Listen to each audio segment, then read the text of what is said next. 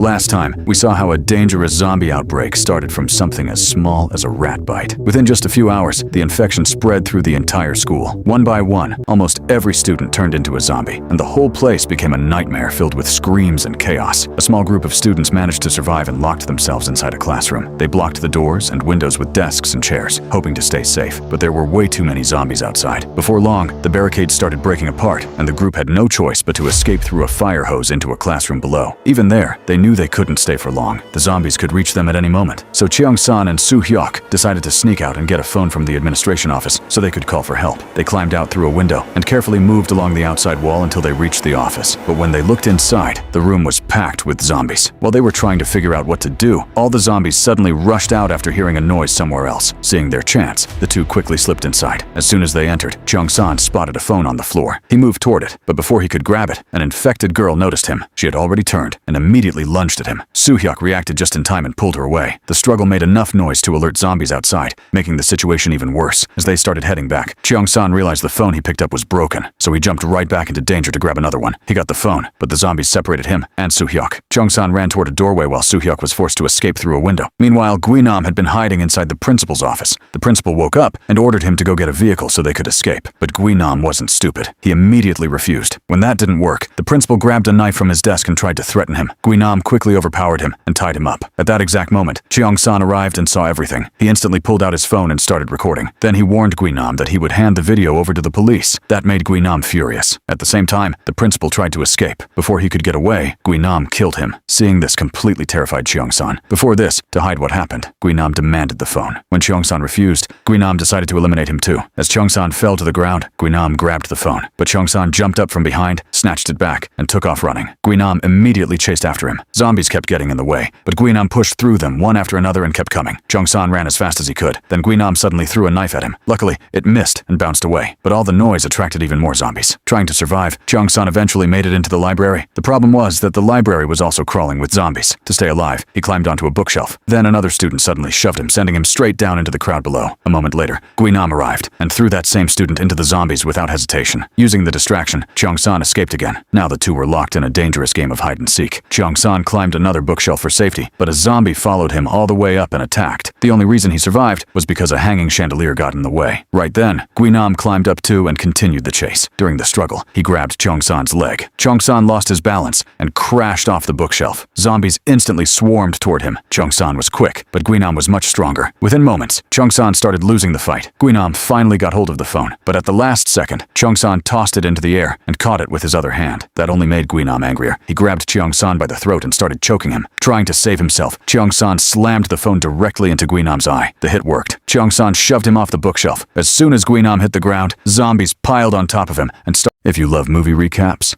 subscribe now, because the next movie is even crazier than this one.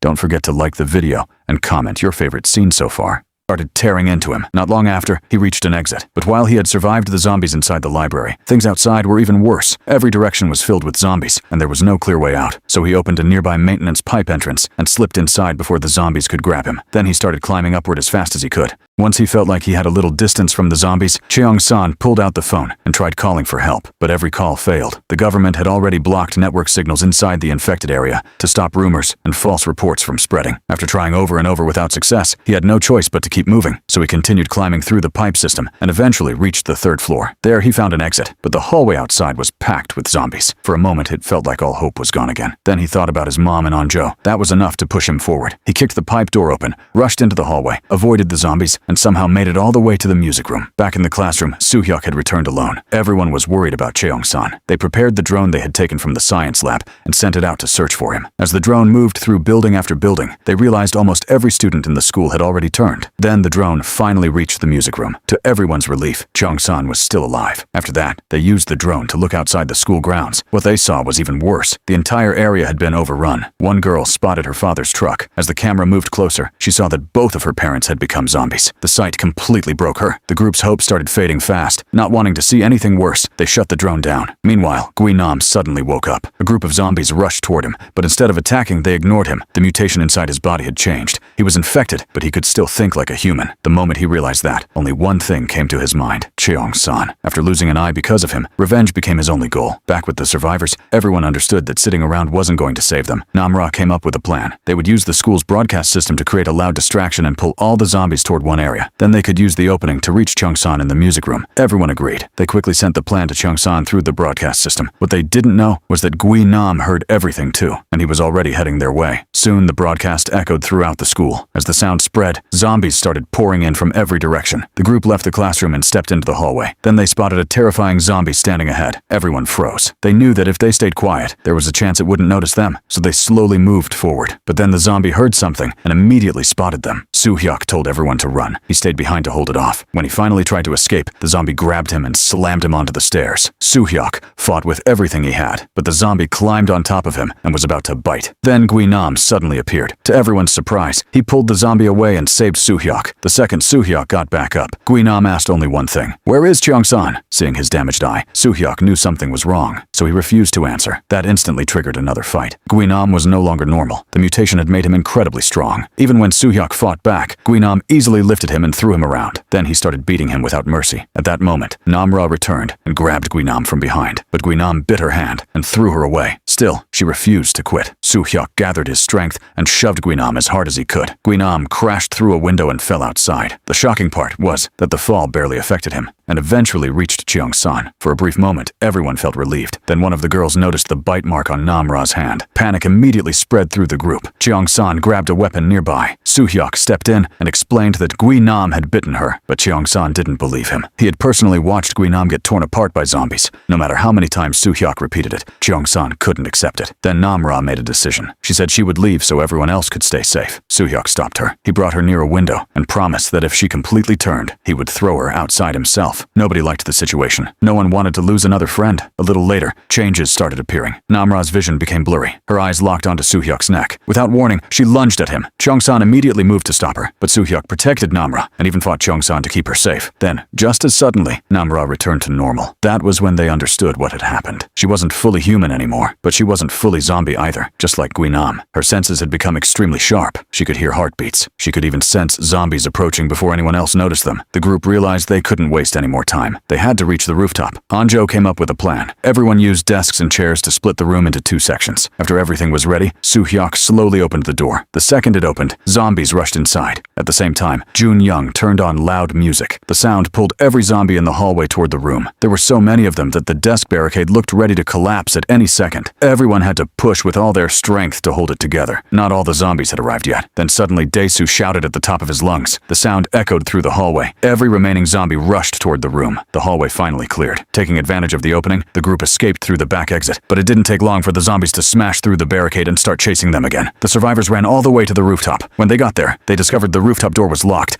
Everyone started pushing as hard as they could. Up on the roof, another student heard them, but instead of helping, he ignored them. He hated everyone at the school because he had been bullied for so long, and now he wanted everyone else to suffer too. At that same moment, a rescue helicopter appeared overhead. Unfortunately, the zombies were only seconds away from reaching the group. With nowhere left to run, they prepared to fight. Cheong-san and Soo-hyuk took the front line and started holding the zombies back, while the others kept trying to get the rooftop door open, but there were simply too many of them. The zombies kept pushing forward, and stopping them was becoming impossible. Then, Namra came up with an idea. She grabbed a large waterproof cover nearby and threw it over the zombies. The strange thing was that once they were covered, the zombies suddenly stopped attacking. Just then, Nam showed up carrying a zombie over his shoulder. Seeing him alive shocked everyone. Cheong-san immediately swung a metal rod at his face. The hit barely did anything. As Cheong-san tried again, Nam grabbed the rod and yanked him forward. Namra rushed in from behind, lifted him, and slammed him down. Meanwhile, the student hiding on the roof had already been rescued by the helicopter team. On the way out, the rescue crew asked if anyone else was still alive. He lied and said he was the only survivor. At the same time, a fire below activated the building's emergency system. The rooftop exits unlocked automatically. The second the doors opened, the group ran outside. But by then, the helicopter was already leaving. Everyone screamed and waved for help. Nobody saw them. All they could do was watch it disappear. A little later, Namra suddenly sensed danger. A loud banging sound came from the rooftop entrance. Everyone went silent. silent. It was Guinam again. He had followed them all the way up. Luckily, the door was locked from the outside so he couldn't get through. Once things calmed down, the group made a giant SOS sign on the roof. Then they tried starting a signal fire. The process was taking forever. Eventually, Namra pulled out a lighter and solved the problem instantly. Anjo had no idea danger was getting closer. Guinam climbed up using the pipes. Before anyone could react, he landed on the rooftop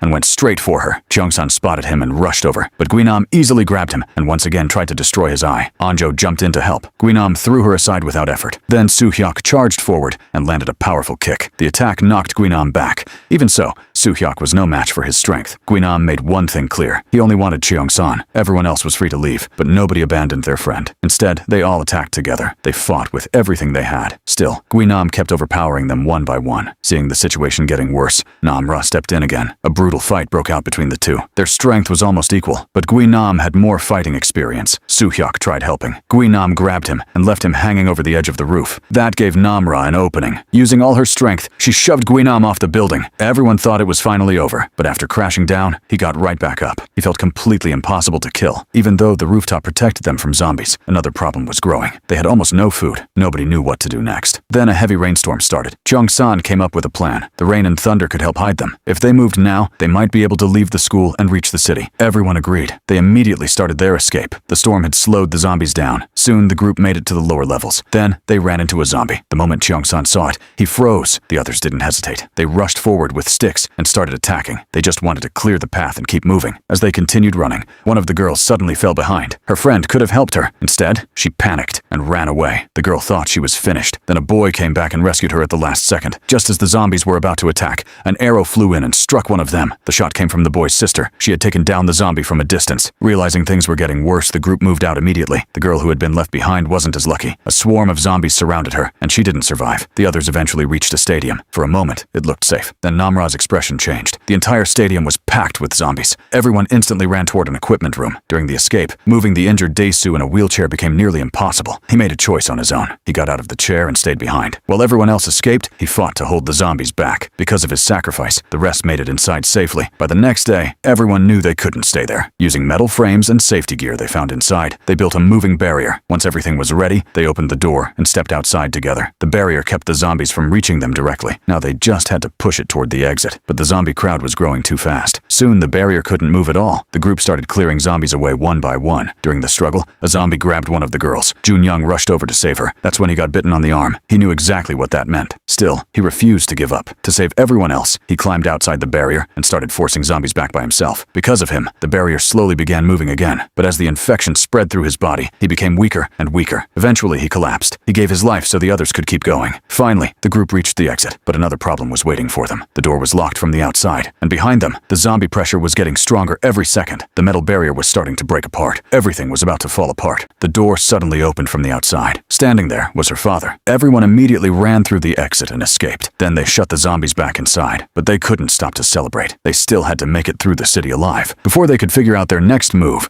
zombies started rushing toward them from every direction. The group took off running and barely made it into a tennis court. For a moment, they thought they were safe. Then they realized another exit was blocked by a huge zombie crowd. Now they were trapped again. Not long after, the gate started breaking apart. Zombies began pouring inside. Seeing the danger, Anjo's father lit a signal flare to draw their attention. The plan worked. The zombies focused on him instead of the others. That gave the group a chance to escape, but he locked himself inside. The truth was that he had already been bitten earlier. Even so, he stayed behind to protect his daughter. The zombies closed in around him. Anjo refused to leave. In the end, Soo-hyuk had to drag her away. Soon the group entered another building while trying to stay ahead of the zombies. Then Namra suddenly stopped. She sensed something ahead. A second later, they realized the entire building was filled with zombies. Everyone ran upstairs as fast as possible. The zombies followed right behind them. When they reached the upper floors, they discovered there was nowhere left to hide. Then Namra spotted a small space that might work. The group quickly moved there and hid on a balcony. Now they were completely surrounded. At the same time, the outbreak had spread across the entire country. Zombies were everywhere. There was almost no safe place left. To deal with the disaster, the military launched a large operation. Drones were sent across infected areas. The drones blasted loud sounds to gather zombies into specific locations. The plan was simple: pull them together and destroy them all at once. Unfortunately, one of the targeted zones was the exact area where the survivors were hiding. As if that wasn't enough, Guinam showed up again. Cheong-san immediately attacked him with part of a bed frame. The strike missed. Guinam easily threw him to the ground. Soo-hyuk joined the fight. One punch from Guinam was enough to drop him too. At this point, revenge was the only thing on Guinam's mind. Cheong-san still kept fighting back. Then Guinam grabbed him and bit his arm. Even after that, he wasn't finished. He grabbed Cheong-san by the throat and continued attacking. Right then, a powerful high-pitched sound echoed through the area. The military drones had arrived. The sound affected infected people badly. Guinam lost control almost immediately. Cheong-san took advantage of the opening and shoved him off the building. The group survived once again, but now there was another problem. Cheong-san had been bitten. He knew what was coming. He wasn't going to stay human for much longer. A little later, Anjo came over to him. Cheong-san realized this might be his last chance. He removed his name tag and placed it in her hand. Then he finally admitted how much he cared about her. The moment hit everyone hard. Even the others struggled to hold back tears. After that, Cheong-san made his decision. Without hesitation, he jumped into the middle of the zombies. He shouted as loudly as he could,